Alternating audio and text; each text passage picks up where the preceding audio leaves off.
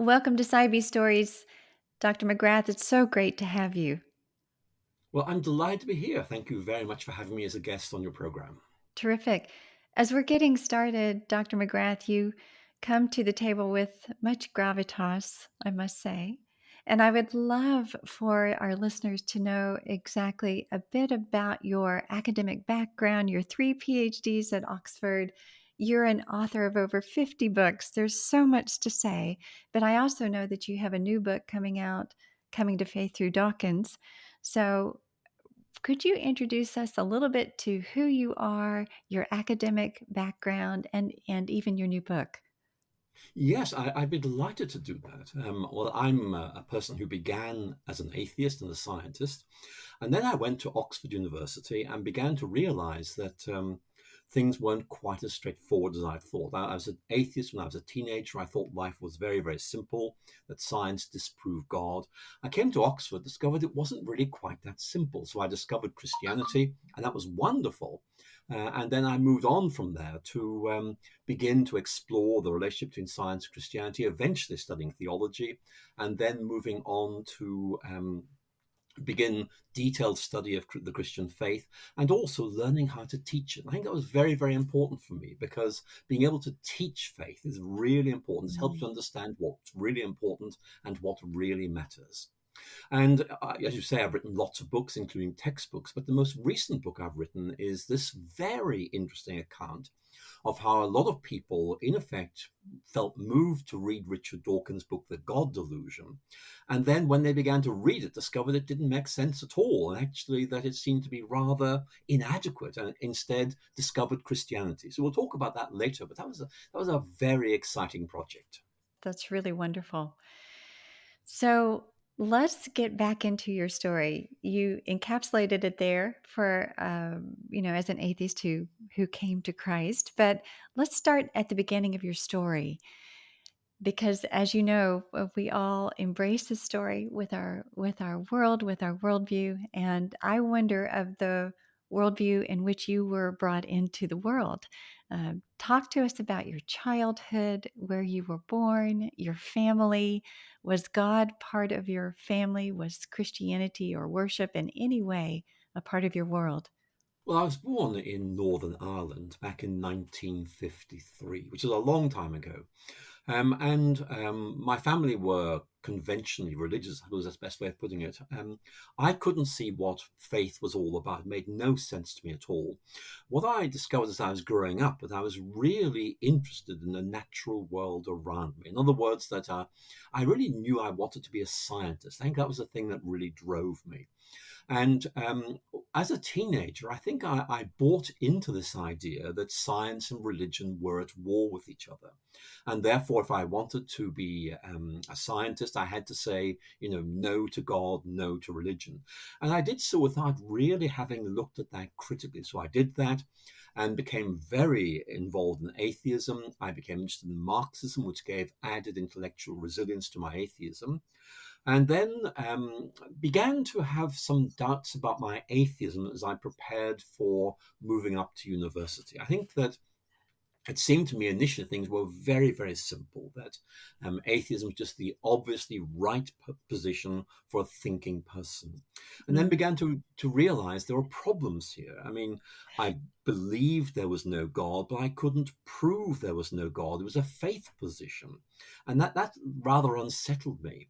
And so I began to realize that things were just not as simple as I had thought. So Oh, I okay. said, well, look, when I get to Oxford University, I'll sort everything out, but it didn't work out the way I expected it to. Wow. Okay. There was a lot there. I'd love to slow walk through a lot of that.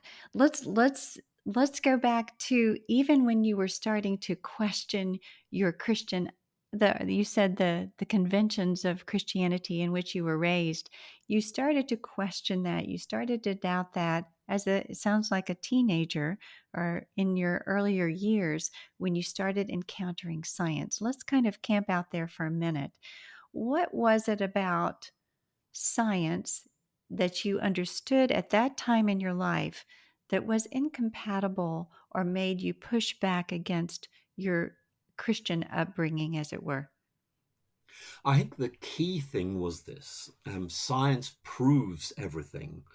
Religion, Christianity, just asserts various things and isn't able to prove it. So I think, if you like, I was intolerant of uncertainty. I wanted to be sure about things.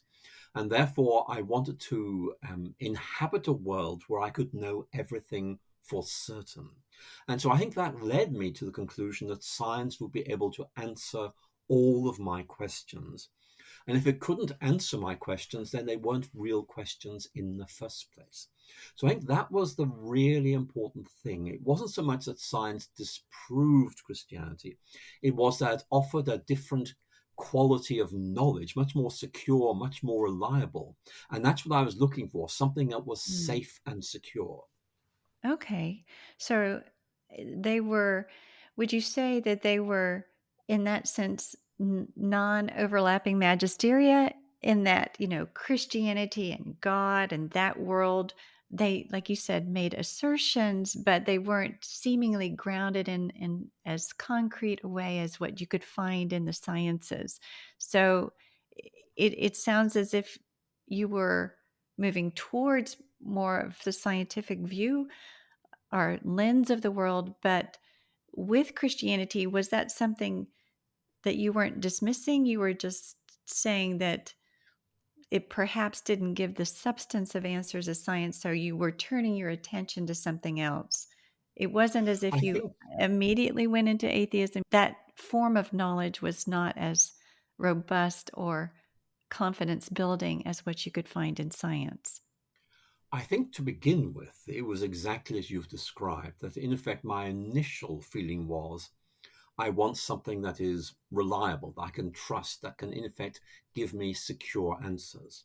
And if you like, that was saying, well, Christianity is a different kind of thing. But then I began to buy into this idea, which I heard from many people, which was that Christianity and science were incompatible, that they Mm, were at war with each other. And that moved me in a slightly different direction. In other words, saying, well, look, if I love science, I cannot be a religious person because these are incompatible. They're at war with each other.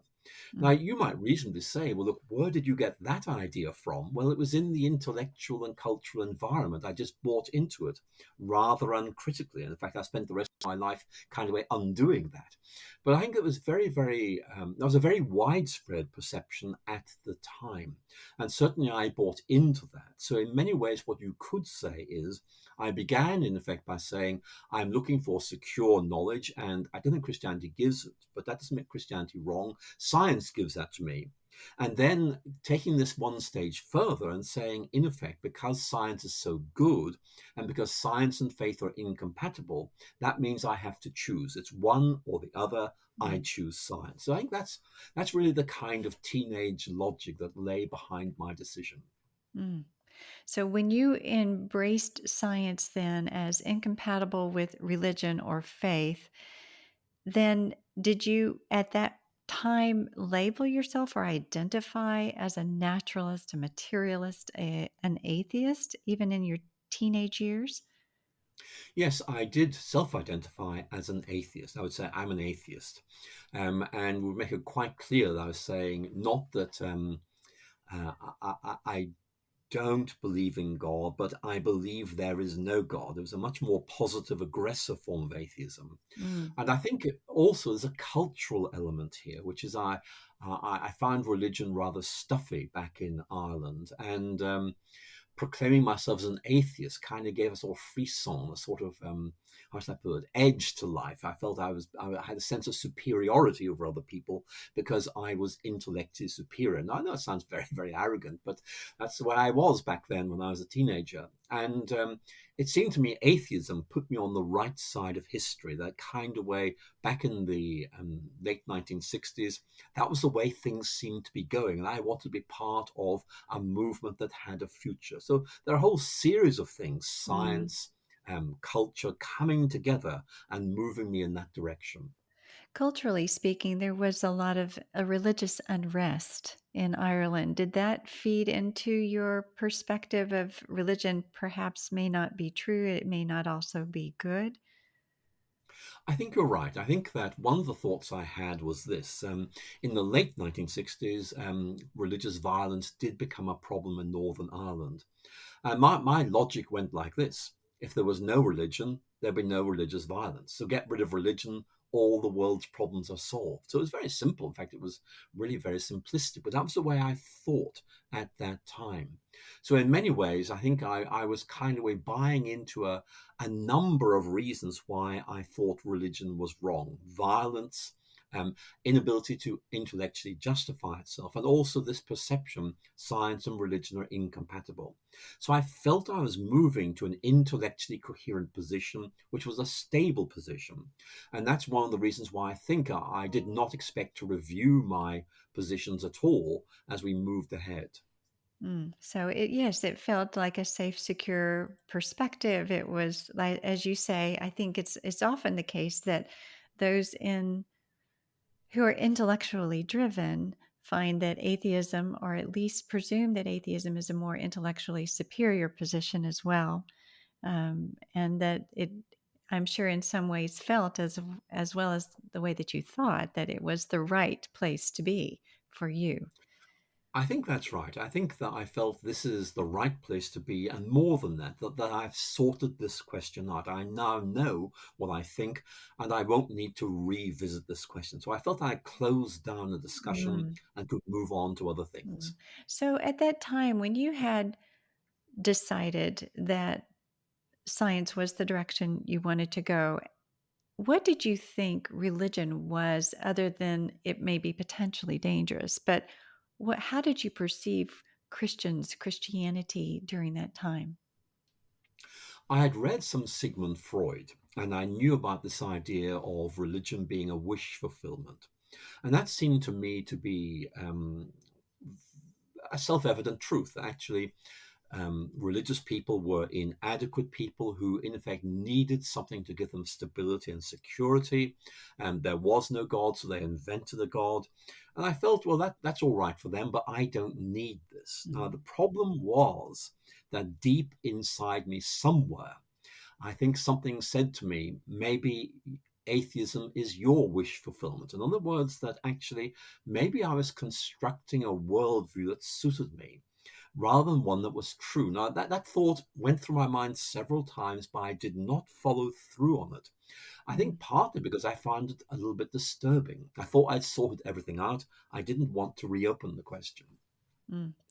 Yes, and when you close the door on another worldview, it really, and think you leave the superstition behind. It's not something you want to reopen. In a sense, I can imagine there would be some resistance to that. As you were pursuing what seemed to be a very positive aspect of being grounded in the naturalistic worldview, did you? I mean, you're obviously a very intellectually driven, logical, analytical person. Did you look at the logical implications of that worldview? You obviously were very well read. I'm sure you read Russell and Nietzsche and those people who actually understood that all that glitters is not gold, in a sense. That there are some dark sides or despairing sides if you embrace fully the naturalistic worldview. Well, I agree with you completely. What I realized was atheism was very bleak. It was very austere. There's no real meaning in life. What you see is what you get. But actually, I persuaded myself that because it was bleak, um, I had accepted it because it was right. In other words, there was nothing to Mhm, attract me to this position. I'd accepted it simply because it's intellectually right. And mm, therefore, in effect, there was no benefit to me in doing this at all. I was simply being moved by its truthfulness. Now, of course, one of the things that began to trouble me a little bit when I was about 18 years old is, well, have I really been as critical about atheism as I was about my early viewpoint? Of course, the answer is no. That kind of why I bought into this, because it seemed to me to be progressive. It seemed to me to be what the future was going to hold. And some rather clever people I knew held this position as well. But I think I did have to face up to the fact that if atheism was right, then life was pointless. There was nothing to do really other than try to make the world a better place and live a good life. But deep down, I had this nagging feeling. I don't think it's quite as simple as this, but I didn't have a way forward. I felt this is where I'm going to stay. And therefore, I've got to face up to the fact it's bleak, it's austere, but that's the way things are. Mm. So you had to, in a sense, live with this dissonance, whether it's cognitive dissonance or existential dissonance or something that you had a deep longing perhaps for something more, but that's just the way that it was. And you were sober minded and you were intellectually honest. So you wanted to maintain this path that you had set yourself on, I guess.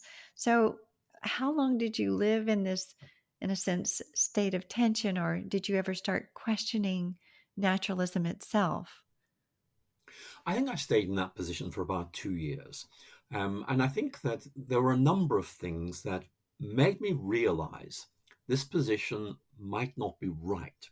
But that didn't immediately mean I was moving towards Christianity. It just meant maybe this position isn't as safe as I thought it was. And um, I got a place to study chemistry at Oxford University. I got a scholarship to go there.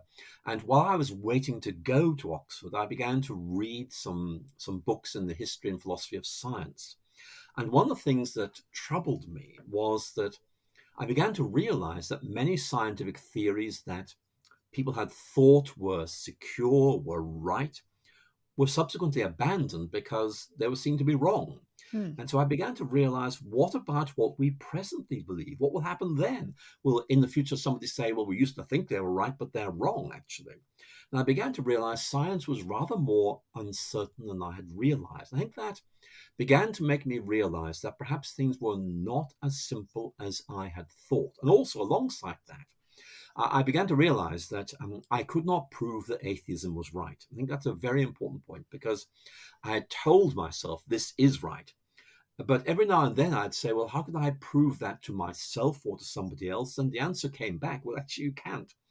And I began to realize actually it was a form of faith. I believe there is no God, but I can't prove that. And so it seemed to me I had simply chosen a different faith position, which made me realize maybe there are other faiths I should be thinking about, but up to this point hadn't really considered at all. But that was really as far as I'd got because I thought, look, when I go to Oxford University, there'll be lots of clever people there. They can help me sort myself out. And I'm sure they'll be able to resolve all these questions. And then I can be an intellectually fulfilled atheist. But that didn't work out like that. Ah, I'm curious. There are a lot of clever people at Oxford. I wondered if there were any clever Christian people who were also scientists who were in your world who could give you an embodied example of someone who actually was intelligent yet embraced God and science at the same time. Well, the answer is once I got to Oxford, I discovered lots of people like that. Mm. And one of the things I began to realize was actually there were lots of very intelligent scientists who were also Christians who could give very good reasons for saying there isn't a problem here. And I hadn't really met people like this before. So, if you like, the personal witness of these people was very significant in saying to me, you may have got this wrong. You may have, in effect, not thought this thing through properly. You've got some rethinking to do. So I think that was a very important moment for me as I began to realize that perhaps I'd been a little bit precipitate in my judgments, that perhaps there was more to be said about this. And I think that really began this process of rethinking and reconsideration, which eventually led me to embrace Christianity. Before, Christianity was, in a sense, wishful thinking. That was the category you had for it in your mind. So I would imagine moving from that place intellectually to a place where you could actually believe it as something that represents reality in some way would have been a process. It sounds like you are, again, an intellectually honest enough person that you wouldn't believe it just because it sounded good. It had to be substantive or robust in some way in relating to reality. It had to be true. That's quite right. And I think there are two things here. One was that these were intelligent people I was meeting, and it was obvious to me their faith was real, that in effect it was something that had captured them, that had animated them, that was giving them purpose and direction. So it made me realize here were some very intelligent people who clearly saw this as meaningful and were able to live this out. So again, personal witness, embodied witness, here is someone who has internalized this and is living this out. That was very important because I tend to think of religion as kind of thinking certain things, but it makes no difference to you.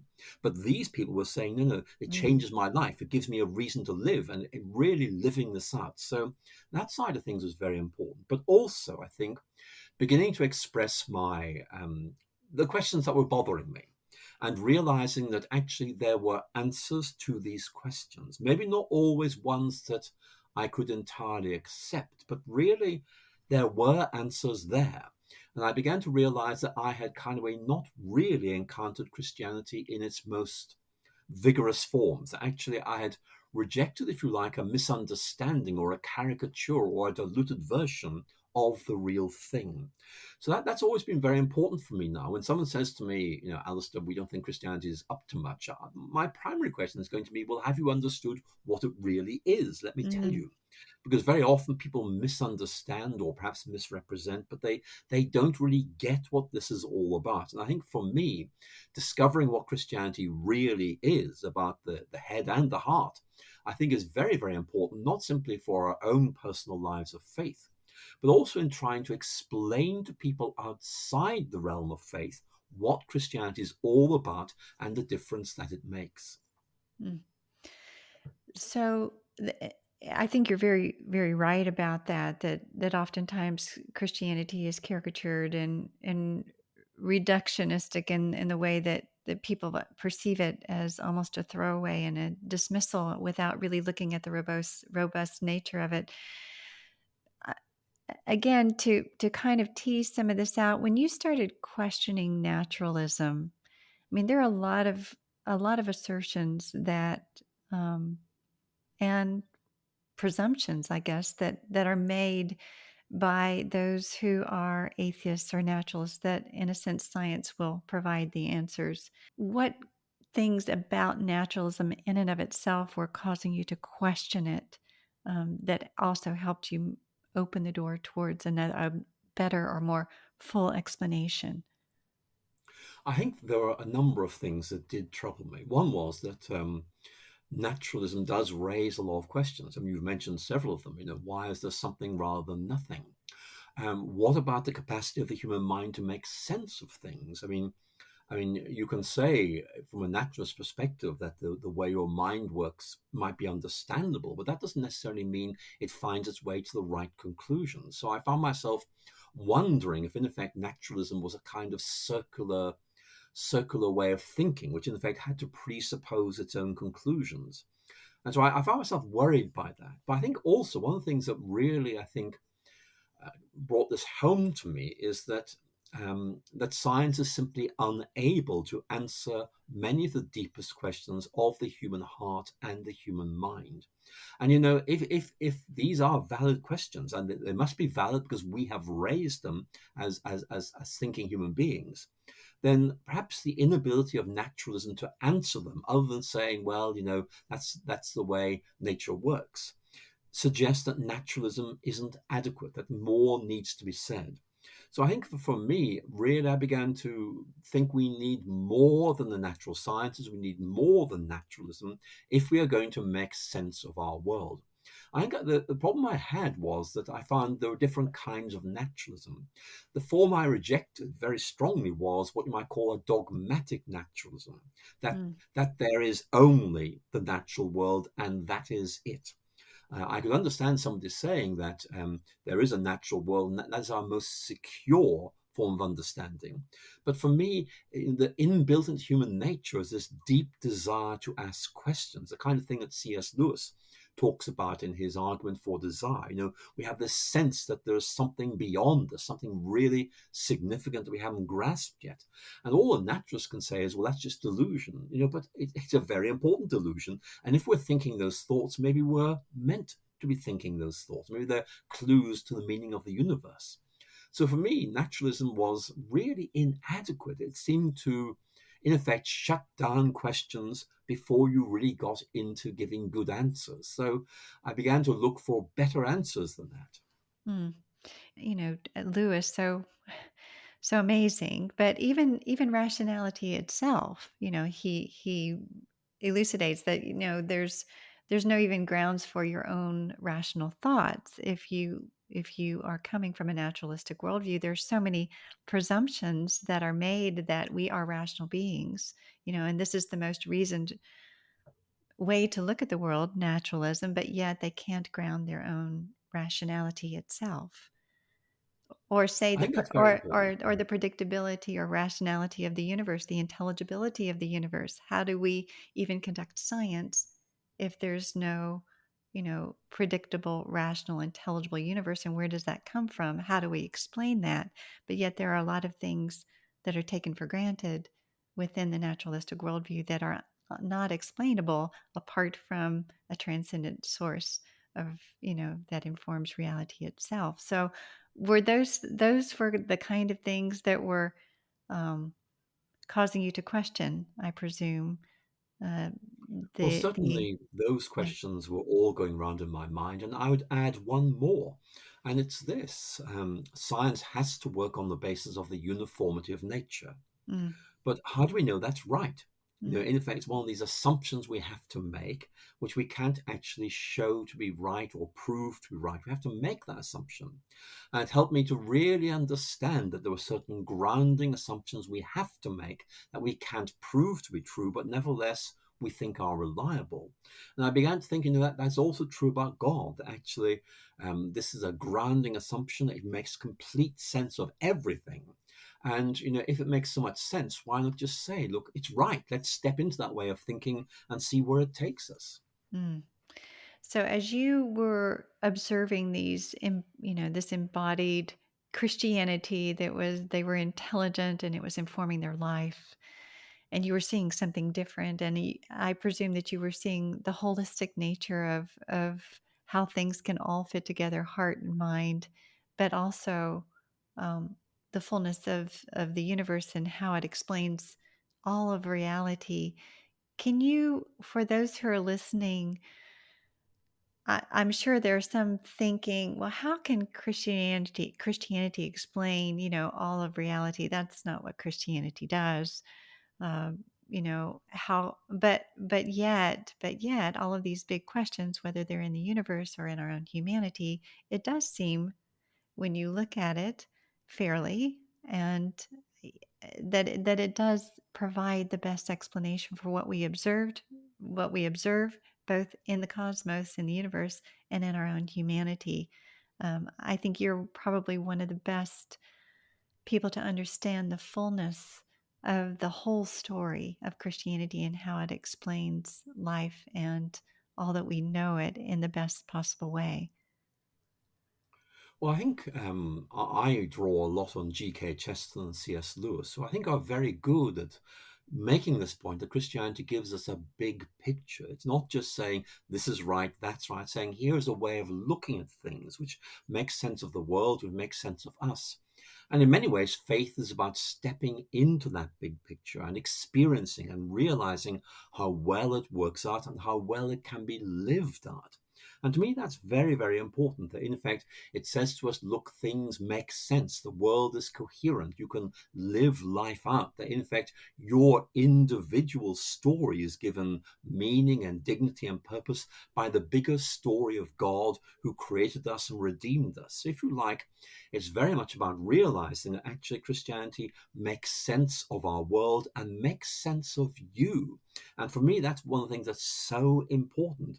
Christianity, if you like, gives us uh, a lens through which we can look at our world and ourselves, and it brings things into focus. And for a lot of people, they're looking at the world through the wrong lens. I mean, Richard Dawkins says, if you look at the world, you don't see any purpose or meaning, but he's using the wrong lens to look through. And Mm. that's why I think it's helpful to think Christianity is a lens that brings things into focus, that gives you this better quality of vision, that allows you to see things as they really are and figure out how you fit into this big picture. Yeah, that's beautifully said. So as you were back at Oxford and you were wrestling with these questions, how did you start investigating Christianity or taking it seriously? How did you pursue that? Was it through reading? Was it through looking at the Bible? Was it through having conversations with other intelligent Christians? How did that look? How did you start to make those changes or transitions? How were you questing towards truth? I think all of those things you just mentioned were part of the picture. I was talking to Christian friends, I was reading the Bible, I was going to talks, I was thinking about things. And I think that what really helped me was beginning to realize that, first of all, I'd misunderstood what Christianity was. And then secondly, beginning to find that questions I had about were resolved. For example, here's one of them. I mean, one of the arguments I had against Christianity was, look, God's in heaven, wherever that is, and I'm here on earth in space and time. And I do not see how God being in heaven can be of any relevance to me here on earth. Mm, And I think one of the things that my Christian friends explained to me is the idea of the incarnation, that God enters into this world in Christ, comes into our world to redeem us and to show us what he's like and tell us what's right. And I began to realize if that is right, that makes sense of so much. mm. And also, it tells us about a God who cares for us, who loves us, who comes to where we are to bring us where he is. And that really made a very, very big difference to me. So, if you like, there are a whole series of things going on. But really important was this constant dialogue with my Christian friends who helped answer my questions, move me along. And then I think I got to the point where I felt I now know enough, I now understand enough, I can step into this worldview and say, I want to be part of that. So that was a very important step in my life where I said, I can now see this is where I belong. I stepped into that world of faith and I've been there ever since and love it. For someone who you said had a very positive sensibility that God did not exist, and then you were entertaining the idea that perhaps God did exist, were you convinced of that through like understanding the cosmological argument that, how can or question was it more questioning naturalism and its inadequacies, or did you entertain positive arguments for the existence of God, those kinds of things, or did it just cohere and make sense when you're looking at the bigger picture and how the presence of God does provide the best explanation for how we do science. Everything, it just fit together. It wasn't a particular, let's say, argument to prove God's existence.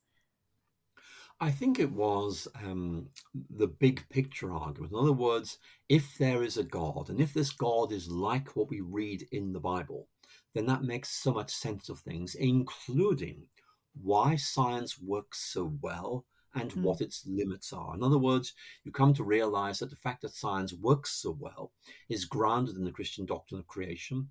But you also realize there are lots of questions science cannot answer, like, why am I here? What's the point of life?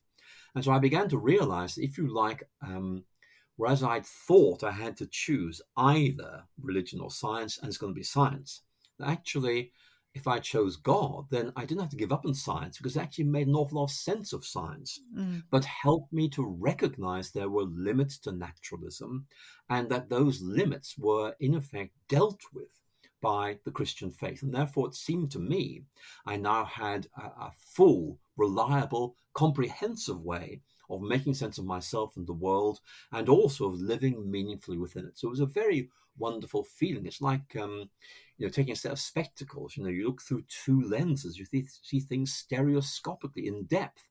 So for me, science and faith gave me that depth of vision, which mm. which I felt really helped me understand why God was so important to understanding this world. Yes, yes. Again, I just love the cohesive, the whole story understanding of reality and your life within it, and even our understanding of everything in the world through that lens. Did did you ever question the integrity or reliability of scripture as you started to read it? There's so much skepticism about the Bible, and I know you're very aware of that, and so that people dismiss it and say that it's not worthy of belief because of all manner of reasons. But did that skepticism inform your reading of the Bible, or were you just coming into it looking at it again more holistically, like this story is not it informs reality in the best way, but in a sense, again, drawing C.S. Lewis into this, it's it's not just a myth, it is the true myth. It is the one that's not only a good story that informs all of reality, it's historically grounded, it's reliable, it's believable for good reason. Well, I think it's more the kind of ideas you're talking about in the end of what you were saying, where I wasn't really reading the Bible skeptically. I was reading it in a sort of way, trying to grasp what it was all about, Mm, and inviting my Christian friends to tell me what they saw there, because I was a novice to reading the Bible, and realized I needed help to get it right, to know what to look for. I think that is very important. We need to read the Bible in company, so actually we were able to see things that others have seen that otherwise we might miss. I think I was worried that if I read the Bible in a very untutored way, I might misread it. But I did read the Gospel of Mark shortly after I decided to commit myself to Christianity, and found that illuminating in so many ways, in terms of the emphasis on the need for repentance to see things properly, and in terms also of the impact that Christ has on people. Of course, I had questions like, what does this mean? What does that mean? And I would ask my friends, lots of difficult questions, and they got a bit impatient with me and eventually said, look, why don't you start reading C.S. Lewis? And so when I took that advice and began to do that, actually that really helped. He was a wonderful guide who kind of way helped me find my way and go much deeper into my new faith. mm. And obviously, you've gone very deep into a faith that is far from new anymore. You have, in your career, in a sense, you've gone on to write and debate the foremost atheists in the world. Um, right, I guess, revealing the inadequacies of new atheism and naturalism. The resistant would say, oh, there's no evidence, science still is the winner here. There is no God. But yet, you, like I say, you have debated and conversed with those from other worldviews, particularly atheism, for years. So I'm wondering how you consider that. Why is it that sometimes, for some, the evidence is convincing? They can see the fullness of the Christian world as a greater explanation for themselves in the world. But then there are others who remain in a resistant, closed door perspective. I think that's a very good question. And I think that one of the big issues here is that for a lot of people, they do not want there to be a God. They want, in fact, to be, the captains of their souls. They want to be in charge. They don't want anyone else to be able telling them, what is right, what is wrong. They want to make up their own minds on everything.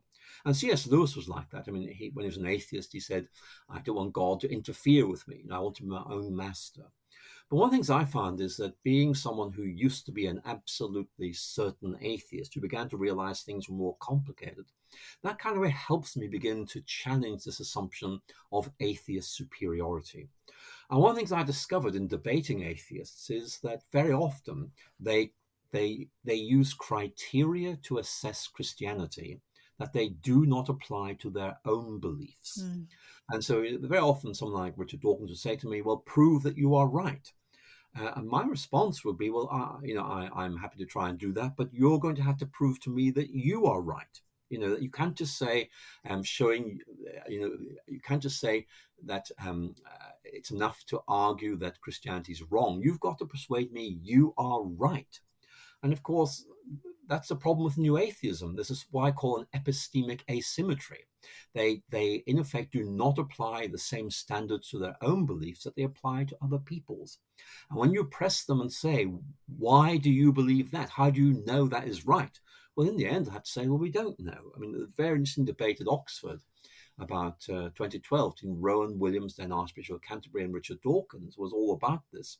And actually, halfway through the debate, Dawkins said, well, I suppose I'm an agnostic, really, because I just can't prove that there's no God. And that's very, very revealing because, of Hmm. course, his whole case is built on the rationality of atheism, but he cannot show it's right. I think that is very, very important. We do need to ask those hard questions. And the other thing I found very, very often is that actually many atheist authors have a very inadequate grasp of what Christianity actually is. And very often you can disarm stereotypes and say, well, look, maybe that's what somebody's told you, but that's not right. Let me tell you what it really is like and see where we take it from there.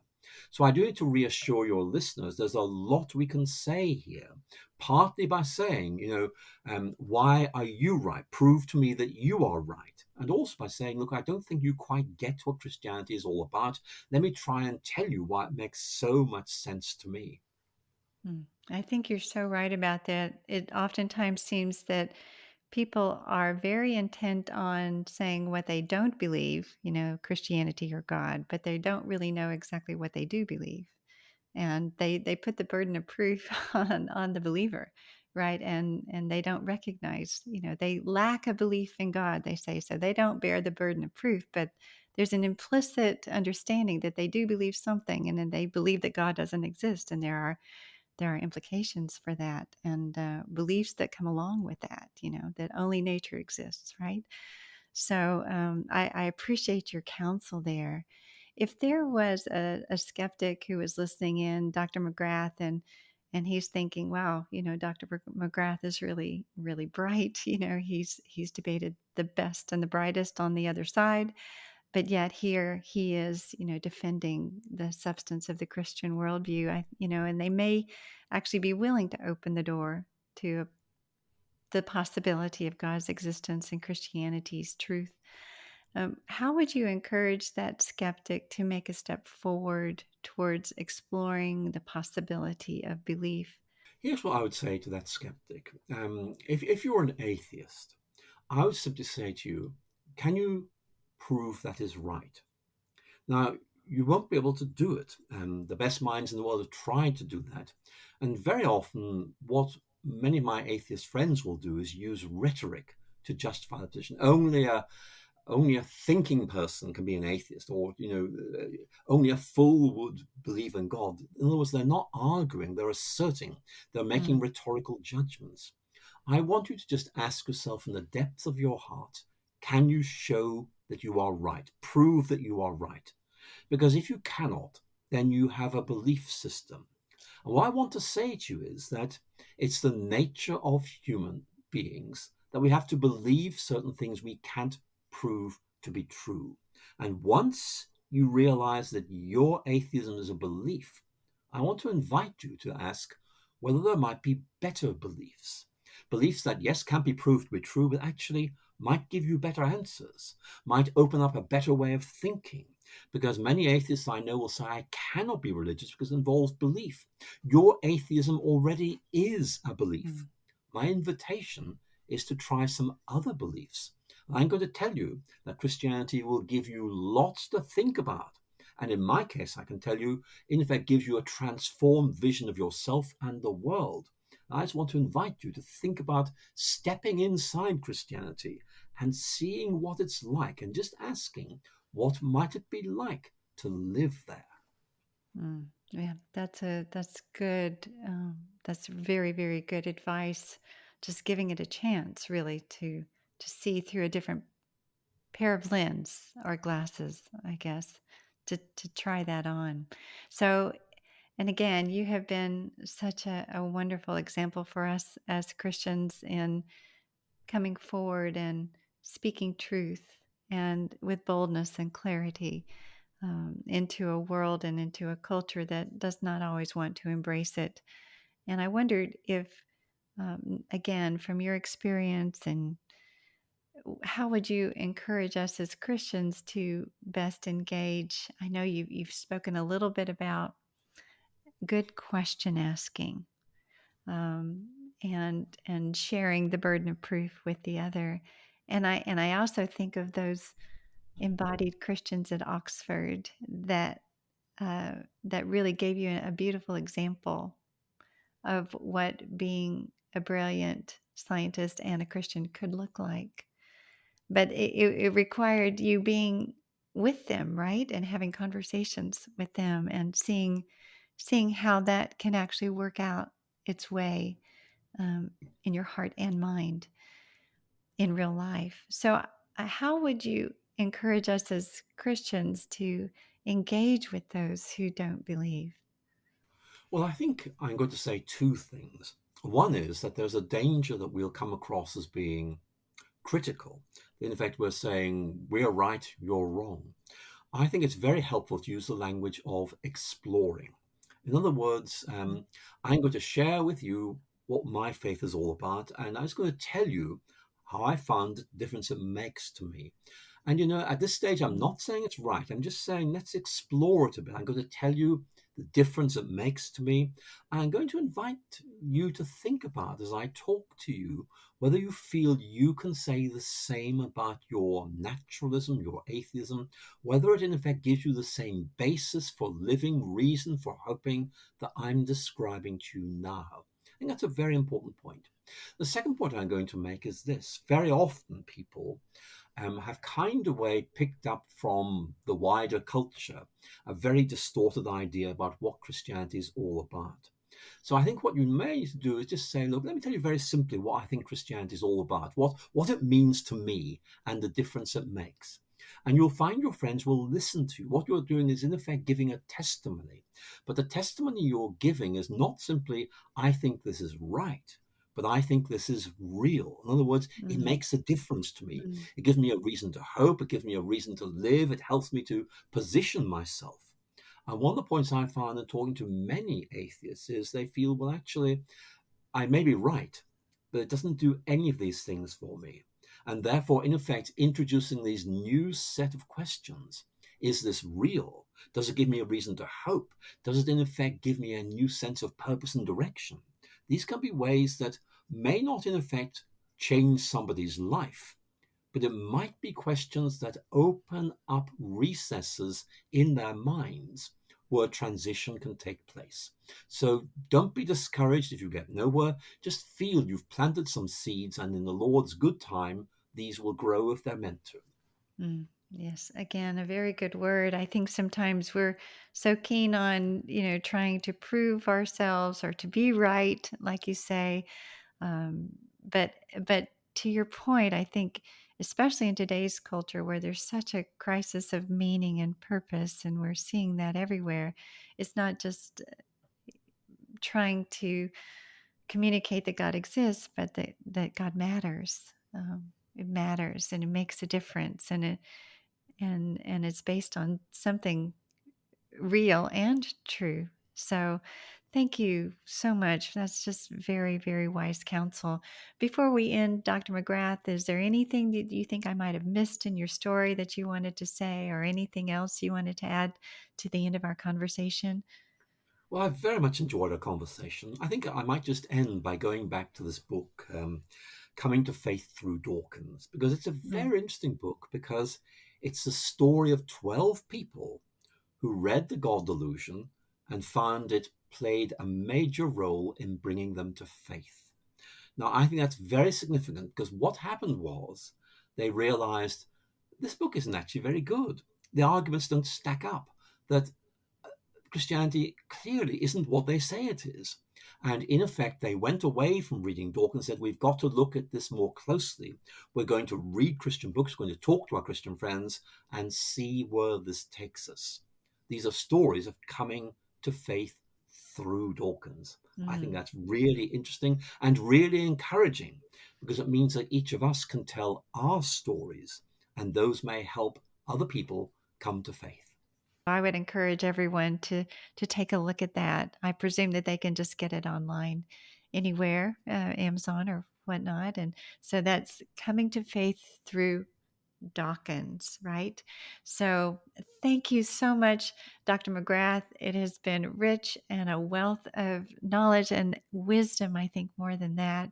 You come to the table, like I say, with so much gravitas, and we are so grateful to hear your wisdom and your wise counsel, and more than that, just to see a transformed life, that God has done something extraordinary in you and through you, and we're so grateful to you. So thank you so much again for coming on. It's been my pleasure. Thank you very much for having me. Wonderful.